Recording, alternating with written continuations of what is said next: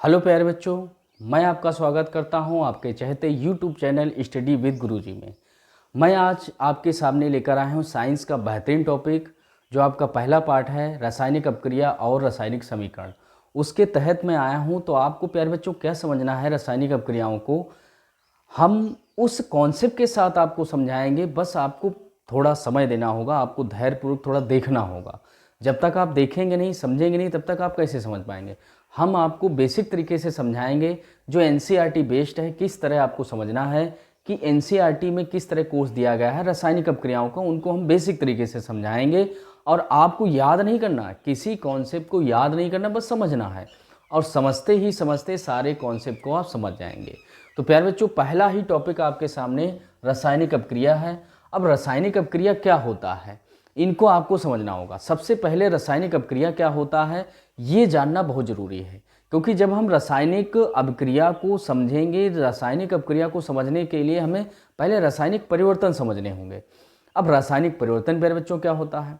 अब रासायनिक परिवर्तन क्या होता है, जैसे आपने देखा होगा कि जैसे हम लेते हैं, आपके घर में सबने बर्फ़ खाई होगी, बर्फ़ आइसक्रीम ली होगी, बर्फ़ को पानी में डालकर पिया होगा। तो कहने का तात्पर्य बर्फ़ किससे बनती है, अब ये सोचना होगा। तो बर्फ़ बनती है पानी से, ये सब जानते हैं। तो बर्फ़ जब पानी से बनती है तो बर्फ़ जो होती है वो अगर पिघला दी जाए तो पानी बन जाती है, और उसको अगर ठंडा कर दिया जाए तो बर्फ़ बन जाती है। तो मतलब क्या हुआ, वो बर्फ़ ही पानी थी, पानी ही बर्फ़ था। मतलब कुछ नया कुछ नहीं बना, बर्फ़ से पानी, पानी से बर्फ़, नया कुछ नहीं। बस क्या हुआ, उसकी अवस्था में परिवर्तन हो जाता और ठोस चली जाती है अवस्था में, और वो द्रव अवस्था में आ जाता। कुछ नया नहीं बनता है। और जब कुछ नया नहीं बनता है तो उसे हम भौतिक परिवर्तन कहते हैं। तो ऐसा परिवर्तन जिसमें कोई नया पदार्थ नहीं बनता है, और जो पदार्थ बनता है उसे अपनी मूल अवस्था में ले जाया जा सके। मतलब जैसे पानी था और इसी पानी से हमने क्या बना डाला, बर्फ बना डाला। हमने क्या बना डाला, बर्फ। कैसे बनाया, ठंडा करके। कैसे बनाया, ठंडा करके। मतलब हमने पानी को जब ठंडा किया तो ठंडा करके क्या बन गई, बर्फ बन गई। और इसी बर्फ को अगर हम ऊष्मा दे देते हैं, मतलब आँच, कुछ गर्मी दे देते हैं, जैसे हम बाहर भी रख दें तब भी बाहर का तापमान मिलता, ऊष्मा मिलती है, तो उससे क्या बन जाएगा, पानी। तो यानी पानी ही बर्फ़ था, बर्फ़ ही पानी थी, यानी बर्फ़ से पानी बनना, पानी से बर्फ़ बनना। लेकिन ये रियल में क्या है, ये जल की ही अवस्थाएं हैं। ये किसकी हैं, जल की ही अवस्थाएं हैं। इसमें कोई नया पदार्थ नहीं बन रहा है, इसमें कोई नया पदार्थ नहीं बन रहा है। और नया पदार्थ जब नहीं बन रहा है तो हम इसे कहेंगे भौतिक परिवर्तन। अब प्यारे बच्चों, आपको समझना होगा कि रासायनिक परिवर्तन क्या होता है। तो जैसे हमने एक कागज़ लिया और इस कागज़ को हमने क्या कर दिया, जला दिया। जलाया हमने, कागज़ को हमने जला दिया। तो कागज़ को जलाने से आपको क्या प्राप्त हो जाएगा, इसकी कालिख प्राप्त होगी, कालिक राख प्राप्त हो जाएगी। अब ये देखो जरा, कागज़ को हमने जलाया है, जलाने से इसकी कालिक यानी राख प्राप्त हो गई है। और ये कालिक राख जो प्राप्त है, क्या इस राख से आप कागज़ बना सकते हैं, नहीं बना सकते हैं। तो यानी हम कह सकते हैं यहाँ कुछ नया बना है, यहाँ कुछ नया पदार्थ बना है। यहाँ क्या बना है, एक नया पदार्थ बना है। तो बस इतना सा डिफरेंस है, थोड़ा सा। आप सब लोग समझ रहे होंगे, सब देख रहे हैं। आप कई सारे लकड़ी जलाते हैं, कागज़ जलाते हैं, दूध जलाते हैं, कोई भी चीज़ अगर जलती है तो जलने के बाद आपने देखा होगा वो काला पदार्थ यानी राख बन जाती है। कोई चीज़ जलाइए अब राख बन जाती है। तो यानी जलना एक प्रकार की क्या है, रासायनिक अपक्रिया है। जलाने से क्या होता है, एक रासायनिक अपक्रिया होती है, यानी कुछ नया बन जाए। और नया बनकर उसे हम पुनः उस अवस्था में आसानी से ना ला सकें, इसे हम पुनः अवस्था में नहीं ला सकते, उसी को हम रासायनिक परिवर्तन कहते हैं। तो यानी आपने बड़ी ही आसानी से समझ लिया होगा कि भौतिक परिवर्तन में क्या होता है और रासायनिक परिवर्तन में क्या होता है। भौतिक परिवर्तन हमने बताया था, आपको सिर्फ समझना है, बस धैर्यपूर्वक थोड़ा देखते जाइए, आपको जरूर समझ में आएगा। जब तक आप भौतिक और रासायनिक परिवर्तन नहीं समझेंगे तब तक रासायनिक अपक्रिया नहीं समझ सकते हैं। और रासायनिक अपक्रिया बेसिक, जब तक आप बेस मजबूत कर लेंगे तो आप कहीं से भी कोई भी अगर आपके सामने आ जाए तो गलतियां किसी भी तरह नहीं होंगी। अब जैसे उदाहरण हम पूछ लेते हैं, जैसे दूध है, दूध से मान लिया दही बन गया, दूध से क्या बन गया, दही बन गया। अब क्या दही से दूध बना सकते हैं? दही जो होता है उस दही से क्या दूध बना सकते हैं? तो दूध, दही से दूध वापस नहीं बन सकता है। तो जब वापस नहीं बन सकता है तो नहीं बन सकता, तो हमने क्या बताया था, नया पदार्थ बन गया। भाई दूध से दही नया पदार्थ बन गया, और नया पदार्थ बन गया तो ये कैसा परिवर्तन है, रासायनिक परिवर्तन है। इसी प्रकार बहुत सारे ऐसे हमारे प्रकृति में परिवर्तन होते हैं जिनको हम रासायनिक परिवर्तन के अंतर्गत रखते हैं। और बस अब जैसे भौतिक परिवर्तन, जैसे कांच की शीशी है, उसको आपने फर्श पर डाला, टूट गई, और टूटने के बाद बहुत सारे उसके टुकड़े हो गए। और जब टुकड़े हो गए लेकिन वो कांच के ही तो टुकड़े रहे, उसे कोई नया पदार्थ तो बना नहीं, तो यानी वो भौतिक परिवर्तन हो जाएगा। जबकि कुछ नया बन जाएगा तो रासायनिक परिवर्तन। तो बस एक बात याद रखनी, कुछ नया पदार्थ बन जाना और उसे अपनी पुनः मूल अवस्था में ना ला पाना ही क्या है, रासायनिक परिवर्तन। जब आप भौतिक और रासायनिक परिवर्तन समझ जाएंगे तो बड़ी आसानी से सारी चीज़ों को समझ सकते हैं। आइए चलते हैं हम अब रासायनिक अब। तो देखो परिभाषा कैसे होगी, जब कोई एकल पदार्थ या दो या दो से अधिक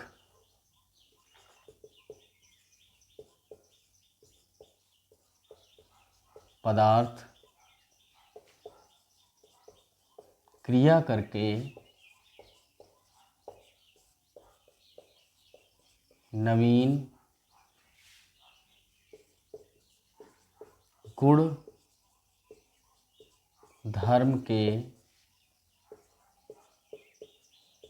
पदार्थ का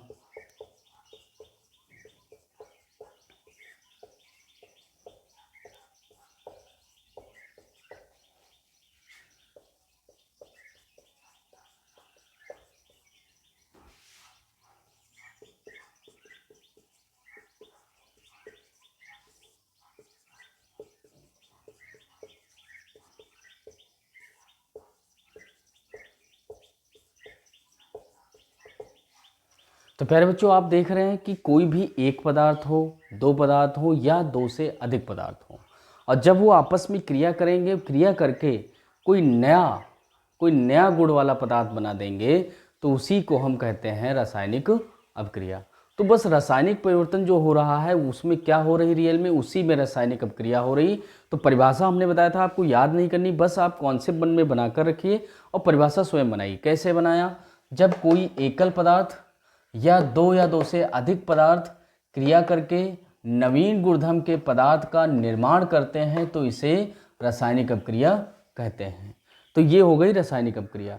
तो रासायनिक अपक्रिया के क्या करना है, बड़ी ही आसान है रासायनिक अपक्रिया। रासायनिक क्रिया कठिन नहीं है। रासायनिक अपक्रिया को बस क्या समझना है आपको, पहले भौतिक और रासायनिक परिवर्तन जब समझ जाएंगे तो रासायनिक अपक्रिया ऑटोमेटिक आपको समझ में आ जाएगी। अब बात आती है उदाहरण।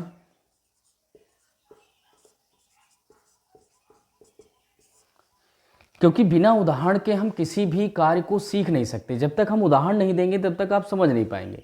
तो उदाहरण के लिए जैसे हमने ले लिया, जैसे आपके कोर्स में ही लिखा है मैग्नीशियम,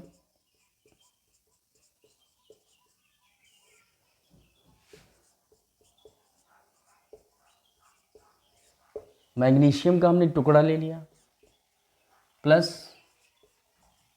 वाई,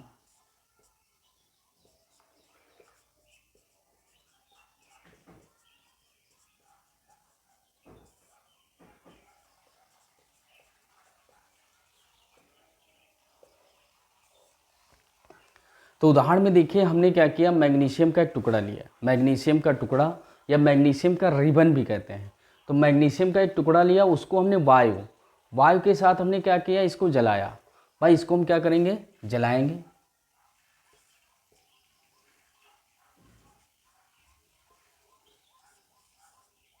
हम ऊष्मा देंगे यानी आंच देंगे, और जब आंच देंगे तो ये जलेगा, और जलने के बाद देखो क्या बना है, मैग्नीशियम की राख प्राप्त हुई है। अब ये मैग्नीशियम की राख प्राप्त हुई है, तो हमने बताया था जब कोई दो पदार्थ हों और दो या दो से अधिक से कोई नया पदार्थ अगर बन रहा है तो उसी को हम रासायनिक अपक्रिया कहेंगे। परिभाषा ही करें, जब कोई एकल पदार्थ दो या दो से अधिक पदार्थ क्रिया करके नवीन गुणधर्म के पदार्थ का निर्माण करते हैं तो इसे रासायनिक अपक्रिया कहते हैं। तो यहाँ पर बताओ, देखो दो पदार्थ हैं, एक तो मैग्नीशियम का टुकड़ा हो गया, दूसरा वायु हो गई। इसको हमने आंच दे दी, क्या बन गया? मैग्नीशियम की राख प्राप्त हुई है। अब मैग्नीशियम की इस राख को पुनः मैग्नीशियम के टुकड़े में नहीं बदला जा सकता। हमने बताया था किसी चीज़ को जलाएंगे, जलाने के बाद राख प्राप्त होगी और वो राख पुनः उस वस्तु में नहीं परिवर्तित होगी। स्वयं आप लकड़ी को जलाइए, कागज़ को जलाइए, आप देखिए कि जलाने के बाद क्या राख जो प्राप्त होती है उससे पुनः आप कागज़ या लकड़ी बना सकते हैं? नहीं बना सकते। नहीं बना सकते तो क्या परिवर्तन हुआ? कैसी अपक्रिया हुई? रासायनिक अपक्रिया। तो यही आपकी रासायनिक अपक्रिया हो जाती है, ये रासायनिक अपक्रिया हो जाएगी। और इसी को अगर हम समीकरण के रूप में लिखना चाहें, मतलब हम क्या करेंगे? रासायनिक समीकरण के रूप में लिखना चाहें तो मैग्नीशियम का टुकड़ा हो जाएगा Mg। वायु में क्या होती है जलाने के लिए? ऑक्सीजन होती है। और ऑक्सीजन जब जल जाएगी, और हमने इसको दे क्या दिया था? ऊष्मा दे दी थी, ऊष्मा, और तो बन जाएगा MgO, यानी ये बन गया मैग्नीशियम ऑक्साइड। मैग्नीशियम की राख क्या होती है? मैग्नीशियम की राख क्या होती है? मैग्नीशियम ऑक्साइड होता है। बस इसको आप क्या करना है? संतुलित करना है। Mg1 है, Mg1 है, O2 है, O1 है, तो यहाँ पर 2 कर लीजिए। जब ये 2 हो जाएंगे तो यहाँ पर भी 2 किया हो जाएगा। ये संतुलित करने का तरीका हम आगे कॉन्सेप्ट में आपको लेकर आएंगे। फिलहाल आपको समझिए ये रासायनिक समीकरण आपकी प्राप्त हो जाती। तो इस तरह रासायनिक अपक्रिया कोई बहुत बड़ी बात नहीं है, बस हमें थोड़ा कंसंट्रेट होकर माइंड को फ्री करके थोड़ा कंसंट्रेट करना है और अच्छी तरीके से सभी चीज़ों को समझना है। और इस तरह आप रासायनिक अपक्रिया बेहतरीन तरीके से समझ गए होंगे। अब बात आती है कि रासायनिक अपक्रिया को हम कैसे पहचानेंगे कि ये रासायनिक अपक्रिया। तो रासायनिक अपक्रिया की पहचान,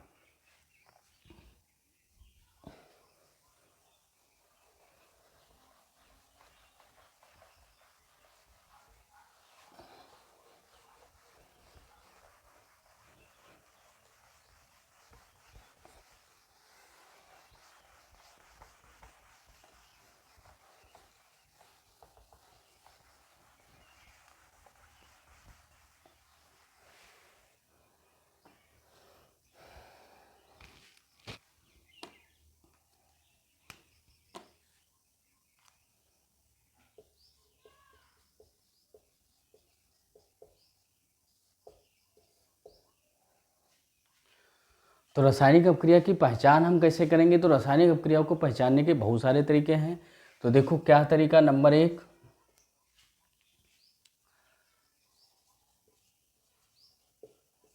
धुआं निकलना, या इसी को कहते हैं गैस निकलना। दूसरी बात हम क्या कहेंगे? ताप में परिवर्तन।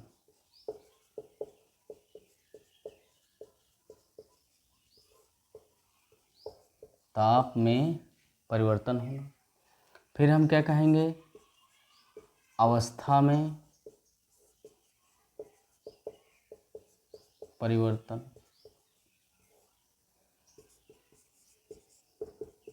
रंग में परिवर्तन। तो हम क्या बता रहे हैं? रासायनिक अपक्रिया की पहचान, यानी रासायनिक अपक्रिया तो आप बेहतरीन तरीके से समझ गए कि रासायनिक अपक्रिया होती क्या है। वह जब कोई एक पदार्थ या दो से अधिक पदार्थ आपस में मिलकर कोई नया पदार्थ बनाते हैं तो उसी को हम रासायनिक अपक्रिया कहते हैं। तो रासायनिक अपक्रिया हो गई। बस बात आपको समझनी है कि पहचानेंगे कैसे। तो पहचान की बात है, या तो गैस निकल रही हो या तो धुआं निकल रहा हो। अगर किसी भी क्रिया में आपको दिख रहा है धुआं निकल रहा है या गैस निकल रही है तो उसे हम कहेंगे, बिना सोचे समझे आप कह दीजिए क्या हो रहा है? रासायनिक अपक्रिया हो रही है। ताप में परिवर्तन, अगर ताप में परिवर्तन हो गया है, यानी तापमान पहले कुछ था और क्रिया के बाद तापमान में परिवर्तन हो गया है, तो आप समझ जाइए उसमें भी क्या हो रहा है? रासायनिक अपक्रिया हो रही है। ये दूसरी पहचान है।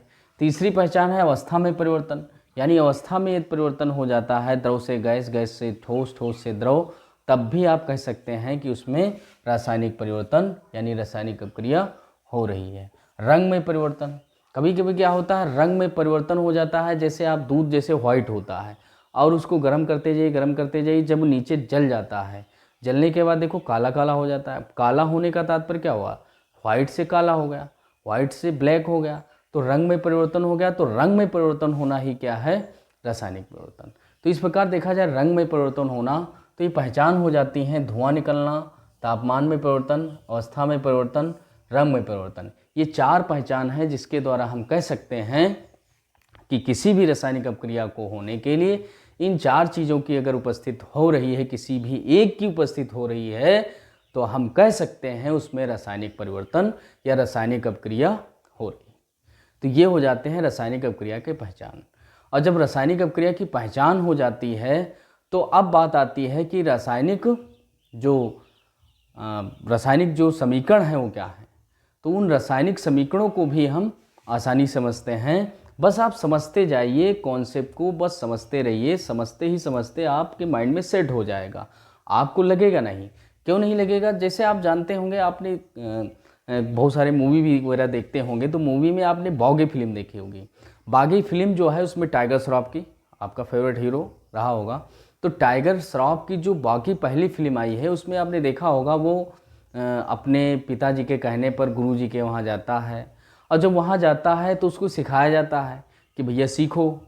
तब सीखो क्या, वो फाइट सीखने जाता है, लेकिन वहाँ उसको सिखाया कुछ नहीं। कहीं सब्जी उससे कटवाई जा रही है, कहीं घंटा बजा रहा है, कहीं झाड़ू पोछा कर रहा है। आप देखिए, नहीं देखा तो उसे देखिए, झाड़ू पोछा कर रहा है। तो झाड़ू पोछा कर रहा, तो उसको जब कई महीने बीत जाते हैं, उसके बावजूद उसको कुछ सिखाया ही नहीं गया, फाइटिंग वगैरह को सिखाई नहीं गई। तो वो कहता हमें कुछ सिखाया ही नहीं गया। तो उसके गुरुजी कहते हैं आप जिस दिन आए थे उसी दिन से आपने सीखना शुरू कर दिया था। कहता वाह, हमने तो कभी सीखा ही नहीं, हमने तो झाड़ू लगाया है, पोछा लगाया है, हमने सब्जी काटी है, हमने घंटा बजाया है, लेकिन हमने कभी सीखा तो है नहीं। तब कहने वही सीखना है। तो कहने अच्छा। तो उस पर क्या करते हैं, वार करते हैं ऐसे। जब वार करते हैं तो वार खट से वो पकड़ लेता है, यानी उसमें एकदम से परिवर्तन आ जाता है। मतलब उसने धीरे धीरे अभ्यास करके सीख रहा था, उसको पता नहीं चला कब सीखा। बस इसी तरह आपको क्या करना है, आपको सीखते रहना है, बस समझते रहना है, आप ऑटोमेटिक सीख जाएंगे। आप एक बार में नहीं, इस वीडियो को दोबारा आप रिपीट करिए, क्योंकि कभी कभी नई चीज़ें होती तो इतनी जल्दी आपके माइंड में सेट नहीं होती। बस आपको एक बार कॉन्सेप्ट समझ में आया, दोबारा आपने देख लिया तो और सेट हो जाता है। तो हमें क्या करना है, दूसरी बार हम लेकर चलते हैं रासायनिक समीकरण की ओर। आइए हम रासायनिक समीकरण की ओर चलते हैं।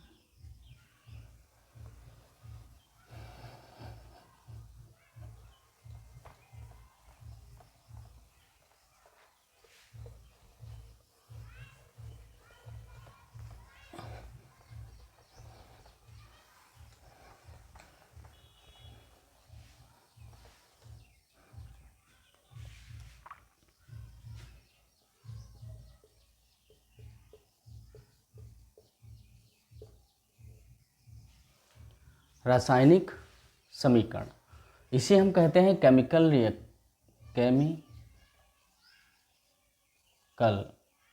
रासायनिक समीकरण क्या होती है, रासायनिक को हम केमिकल कहते हैं, रासायनिक प्रक्रिया को रासायनिक केमिकल रिएक्शन कहते हैं।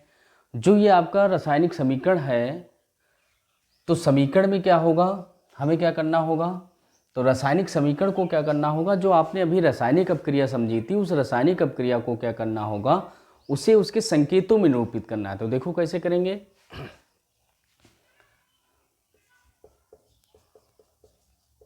रासायनिक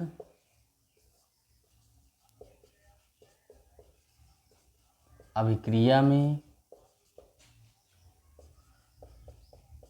भाग लेने वाले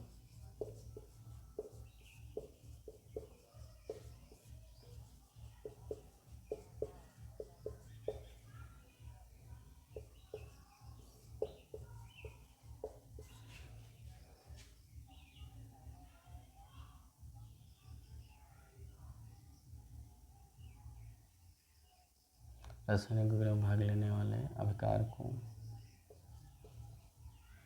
था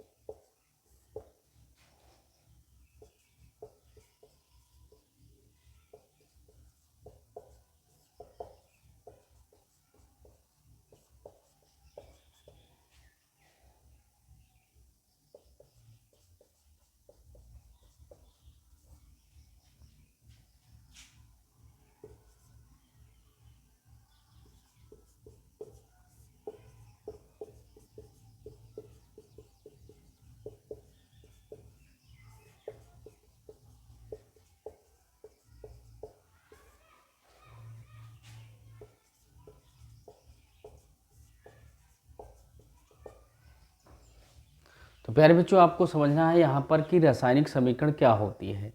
तो रासायनिक समीकरण को समझने के लिए हमें क्या करना होगा, समीकरण को समझना है।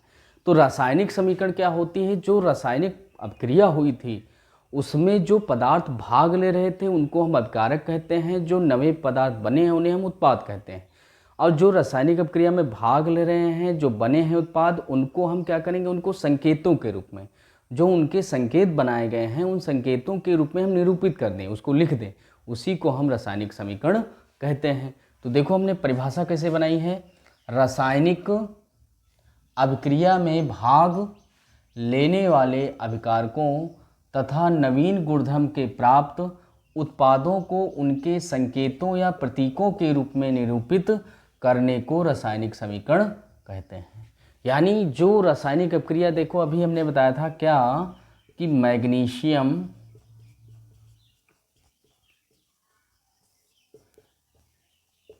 और ये वायु में उपस्थित ऑक्सीजन थी, और साथ में ये साथ में क्या मिली थी, ऊष्मा। यहाँ हमने क्या दी थी, ऊष्मा, और बन क्या गया था,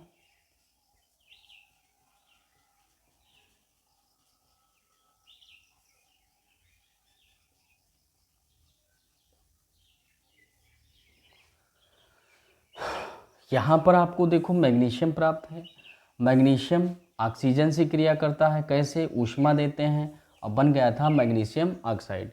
इसे हमने मैग्नीशियम का रिबन कहा था। यहाँ वायु हमने कहा था, वायु क्या है, वायु में ऑक्सीजन होती है, और मैग्नीशियम ऑक्साइड बन क्या गया, मैग्नीशियम ऑक्साइड। तो अब देखो ये सारे क्या हैं, ये दोनों ये कहलाते हैं अभिकारक, और ये क्या होता है, ये उत्पाद होते हैं। तो यहाँ से आपको ये भी समझना है कि जो तीर होता है, रासायनिक समीकरण को हम तीर से भी निरूपित करते हैं। इसमें क्या करते हैं, तीर के जो पहले होते हैं वो अभिकारक होते हैं, और तीर के जो बाद होते हैं वो उत्पाद होते हैं, इनको भी समझना है।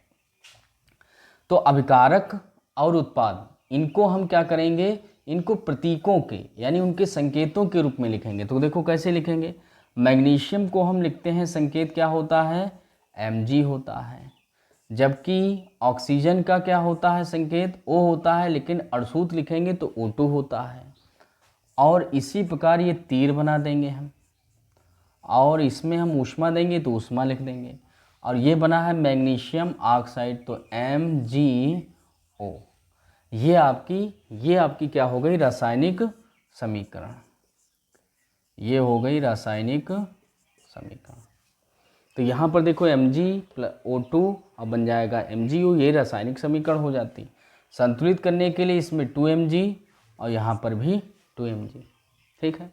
इसी प्रकार और भी आप लिखना चाहते हैं तो हम कहेंगे H2+O2 अब बन जाएगा H2O।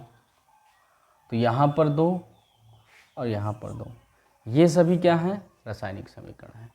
तो समीकरण यानी जो रासायनिक अपक्रिया होती है, उस रासायनिक अपक्रिया के जो यौगिक होते हैं, अभिकारक और उत्पाद होते हैं, उनको उनके संकेतों के रूप में लिख दिया जाए तो उसी को हम कहते हैं रासायनिक समीकरण। अब बात आती है कि रासायनिक समीकरण संकेत कैसे लिखे जाएंगे। संकेतों का एक अलग से हम सेपरेट वीडियो बनाएंगे जिससे आप रासायनिक सूत्र लिखना सीख सकें। तो यहाँ तक आपने समझा, और इसके आगे हम अब लेकर आएंगे कि रासायनिक समीकरण की संतुलित कैसे करते हैं, उसके रूल क्या होते हैं। लेकिन आज हम आपको और बता देते हैं कि संतुलित रासायनिक समीकरण क्या होती है।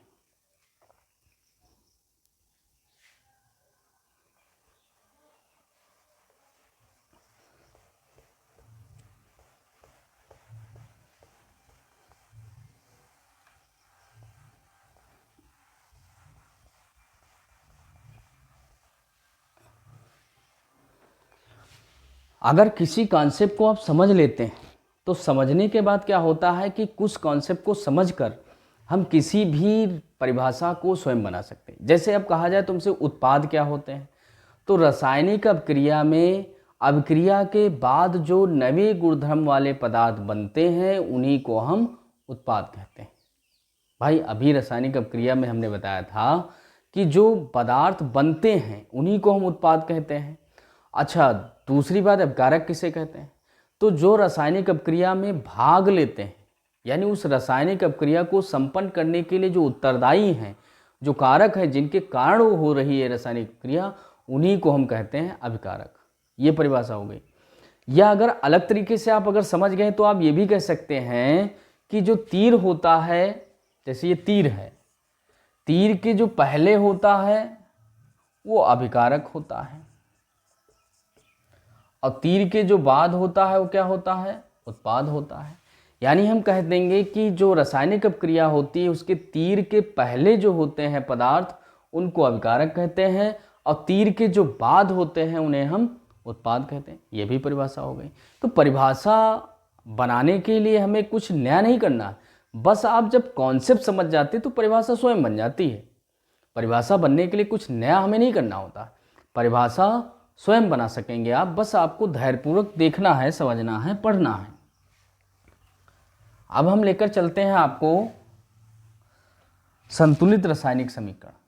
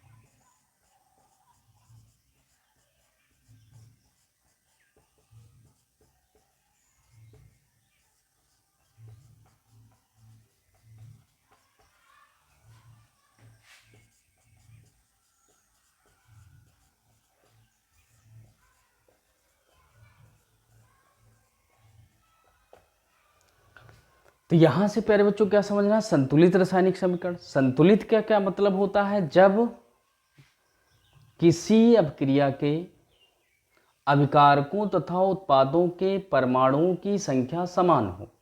बस एक कॉन्सेप्ट समझना है, क्या, परमाणुओं की संख्या समान हो। बस एक शब्द आपके माइंड में बैठा होना चाहिए, परमाणुओं की संख्या समान होती है तो इसे संतुलित रासायनिक समीकरण कहते हैं। देखो कैसे कहेंगे, हमने क्या लिया, एक H2 लिया, हमने क्या लिया, O2 लिया, और H2O2 के बाद हमने बना डाला H2O। ठीक है, हमने H2 गैस ली, ऑक्सीजन गैस ली, और क्या ली, बन गया, जल बन गया। अब यहाँ पर धैर्यपूर्वक देखना है कि यहाँ पर आपको क्या देखना है, H कितने हैं, H2 लिखा, तो यानी H के परमाणु कितने हैं, 2 हैं। अब इधर देखिए H के, अब H का देख रहे हैं तो H का भी उधर देखना है। क्यों देखना है, क्योंकि ये नीचे की ओर ये जो आपके हैं ये क्या है, अभिकारक, और ये क्या बने हैं, उत्पाद। और हमने क्या कहा, जब किसी अपक्रिया के अभिकारकों तथा उत्पादों के परमाणुओं की संख्या समान हो, किसकी, अभिकारकों और उत्पादों, तो ये अभिकारक हो गए, ये उत्पाद हो गए। तो अभिकारकों के परमाणुओं की संख्या, उत्पादों के परमाणुओं की संख्या क्या हो, समान हो। तो यहाँ पर देखो क्या समान है, यहाँ पर H2 है, यहाँ H भी 2 है, ठीक है, सही है। ऑक्सीजन यहाँ पर देखो कितने हैं, 2 लिखे हैं, यहाँ ऑक्सीजन कितना है, 1 है। तो यहाँ ऑक्सीजन 1 है, यहाँ ऑक्सीजन 2 है, तो बताओ अलग अलग है कि नहीं। तो यानी हाइड्रोजन के परमाणु 2, हाइड्रोजन के 2 हो गए, ऑक्सीजन के यहाँ पर 2 हैं, यहाँ पर 1 है। तो ये रासायनिक समीकरण कैसी है, ये संतुलित नहीं है। हमने क्या कहा, समान होनी चाहिए। तो समान करने के लिए क्या करेंगे हम बारी बारी से देखेंगे। हाइड्रोजन 2, हाइड्रोजन 2, ऑक्सीजन 2, ऑक्सीजन 1, और इसमें क्या करेंगे संतुलित करने के लिए इसे बॉक्स में बंद कर लेंगे। अभी हम संतुलित रासायनिक समीकरण आपको बता रहे हैं कि समीकरण क्या होती है, उसके बाद हम इसके रूल बताएंगे कि रासायनिक समीकरण संतुलित कैसे करते हैं, क्या रूल है इसके, क्या इसके नियम हैं, सब हम बताएंगे। अभी तो आपको सिर्फ समझना है कि रासायनिक समीकरण क्या है, संतुलित रासायनिक समीकरण क्या है, उसको हम समझा रहे हैं। तो संतुलित रासायनिक समीकरण में क्या करेंगे, इसमें हम बॉक्स बंद कर दिए, इसके अंदर हमें छेड़छाड़ कोई नहीं करनी। यहाँ हाइड्रोजन 2, यहाँ हाइड्रोजन 2, यहाँ ऑक्सीजन 2, यहाँ ऑक्सीजन 1 ही है, तो हम इसके आगे बढ़ाएंगे। और जब आगे बढ़ाएंगे तो हाइड्रोजन कितने हो गए, यहाँ पर हाइड्रोजन देखो 2 यहाँ थे, 2 यहाँ हो गए, 2 दूनी 4, जबकि ऑक्सीजन यहाँ 1 थी तो 2 1 2, यानी ऑक्सीजन यहाँ पर 2 हो गई, यहाँ ऑक्सीजन 2 है, ठीक है, बराबर हो गई। लेकिन हाइड्रोजन यहाँ 2 दूनी 4 हो गई, यहाँ तो 2 ही थे, तो हम 2 इधर बढ़ा देंगे। तो अब देखा जाए तो 2 दूनी 4 हाइड्रोजन, 2 दूनी 4 हाइड्रोजन, ऑक्सीजन इधर 2 हैं, ऑक्सीजन 2 1 2। तो अब देखा जाए यहाँ पर हाइड्रोजन कितने हैं, 4 परमाणु हैं, ऑक्सीजन कितने हैं, 2 हैं, और इधर भी देखा जाए तो हाइड्रोजन के 4 हैं, ऑक्सीजन के 2 हैं। तो यानी अभिकारक हाइड्रोजन 4, हाइड्रोजन 4, अभिकारक में ऑक्सीजन 2, उत्पाद में ऑक्सीजन 2। तो ये देखो दोनों बराबर बराबर हैं। अब जब दोनों बराबर हैं यानी समान है, तो इसी को हम कहते हैं संतुलित रासायनिक समीकरण। तो ये संतुलित रासायनिक समीकरण हो जाती है। संतुलित रासायनिक समीकरण के बाद अब आता है कि संतुलित करने के रूल क्या होते हैं, नियम क्या होते हैं।